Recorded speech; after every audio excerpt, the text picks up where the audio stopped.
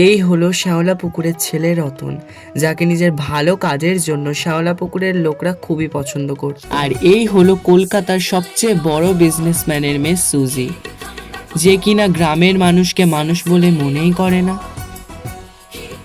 Excuse me. হ্যাঁ, please এরকম ভাবে দেখো না, মানে গেও যত সব।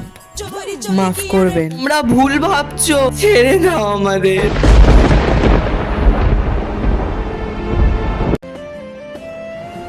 আমাদের মধ্যে যে বিয়েটা হয়েছে সেটাই গ্রামের মধ্যে হয়েছে, আর এই গ্রামের মধ্যে আমি সব শেষ করলাম। তোমার মতো গেও ছেলেকে আমি বর বলবো? এই সিঁদুর পরিয়ে দিয়েছো মানে এইটা না যে তুমি আমার বর হয়ে গেলে। আমার বর তুমি কোনোদিনও হতে পারবে না। এদের মধ্যে এমন কি হলো যে জল আর তেলকে এক হতে হলো? জানতে হলে দেখুন শ্যাওলা পুকুরে কুমির ঢুকেছে 18ই ডিসেম্বর থেকে সোম থেকে শুক্র রোজ রাত 10:30টায় শুধুমাত্র স্টার জলসায়।